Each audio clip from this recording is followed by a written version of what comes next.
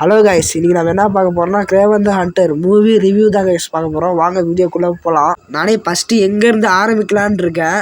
ஏன்னா அவ்வளோ ஒரு போரிங்கான மூவியாக இந்த படம் இருக்குது. ஓகே, படத்தோட ஸ்டோரியிலேருந்தே போயிடலாம். இந்த படத்தோட ஸ்டோரி பற்றி பார்த்தோம்னா என்ன சொல்கிறது எனக்கே தெரில. அவ்வளோ நல்லாவே இல்லை ஸ்டோரி. ரொம்ப போரிங்கான ஸ்டோரி தான்.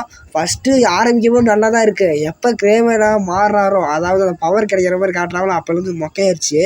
அவ்வளோ ஸ்டோரி வீக்கு. நெக்ஸ்ட்டு இந்த படத்தோட சிஜே ஒர்க்கு, விஎஃப்எக்ஸு ஓரளவுக்கு பண்ணியிருக்காங்க. சில இடத்துல ரொம்ப பிசுறு தட்டுற மாதிரியே இருந்தது விஎஃப்எக்ஸ் ஒர்க்கெலாம். இந்த படத்தில் ரைனோ கேரக்டரை இறக்கியிருப்பாங்க உள்ள வில்லனா. அவரை பார்க்கும்போது அமேசிங் ஸ்பைடர்மேன் 2ல் வர மெட்டல் ஆர்மர் ரைனோவே பெட்டர்னு தோணுது. எனக்கு இந்த படத்தில் சுத்தமாக ரைனோ கேரக்டரும் பிடிக்கல, அதோட விஎஃப்எக்ஸும் பிடிக்கல. கிரேவன் தி ஹண்டர் காமிக்ஸில் என்ன பண்ணுவார், மிருகங்களை தான் வேட்டையாடுவார். ஆனால் இந்த படத்தில் பார்த்தீங்கன்னா மனிதர்களை வேட்டையாடிட்டு இருக்காரு நம்ம கிரேவன். சுத்தமாக கிரேவனோட ஆரிஜினை மாற்றியே இந்த படத்தை எடுத்த மாதிரி எனக்கு ஃபீல் ஆகுது. மொத்தம் இந்த படத்தில் 3 வில்லன்ஸு. இதில் யார் தான் வில்லன் எனக்கு இன்னும் ஒரு டவுட்டாக இருக்குது. ரைனோவை வில்ல மாதிரி காட்டுறாங்க, அதுக்கு நடுவில் ஒரு வில்ல வரான்.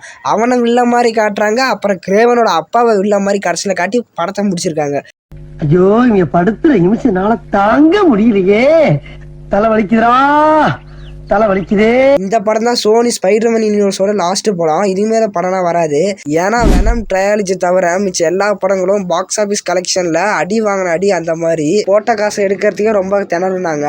அது மட்டும் இல்லாமல் மார்பிஎஸ்லாம் சொல்லவே தேவையில்ல, அவ்வளோ அடி வாங்குச்சு அந்த படம்லாம். மார்பிஎஸ்க்கு கிரேவன் தி ஹண்டரே பரவாயில்ல. கிரேவன் தி ஹண்டர் படமாச்சு கொஞ்சம் பார்க்குற மாதிரி இருக்கு. மார்பிஎஸ்லாம் சுத்தமாக பார்க்க முடியல. சோனி ஸ்பைடர்மேன் யூனிவர்ஸில் வெனம் ட்ரையாலஜி மட்டும் தான் நல்லாயிருக்கும். மற்ற எல்லா படங்களும் ஆவரேஜ் அண்ட் ஃப்ளாப் மூவிஸ் தான். இந்த படத்துக்கு ஸ்டோரி நல்லாவே எழுதியிருந்தாங்கன்னா இந்த படமும் ஒரு நல்ல படமாகவே அமைஞ்சிருக்கும். நீங்கள் ஒரு சோனி ஸ்பைடர்மேன் யூனிவர்ஸ் ஃபேனாக இருந்தீங்கன்னா இந்த படம் உங்களுக்கு பிடிக்கிறதுக்கு நிறையவே வாய்ப்பு இருக்குது. ஏன்னா இதுக்கு முன்னாடி வந்த படங்களை விட இந்த படம் நல்லா இருக்குன்னு உங்களுக்கு தோணும். கிரேவன் கேரக்டரில் நடிச்சிருக்க ஹீரோ நல்லாவே நடிச்சிருக்காரு. அவர் பர்ஃபார்மன்ஸ் இந்த படத்தில் சூப்பராக பண்ணியிருக்காரு. மொத்தமாக இந்த படத்தை பற்றி எனக்கு பேசணும்னா ஒரு ஆவரேஜான ஃபிலிம் தான் இந்த படம். ஒரு டைம் பார்க்கலாம்.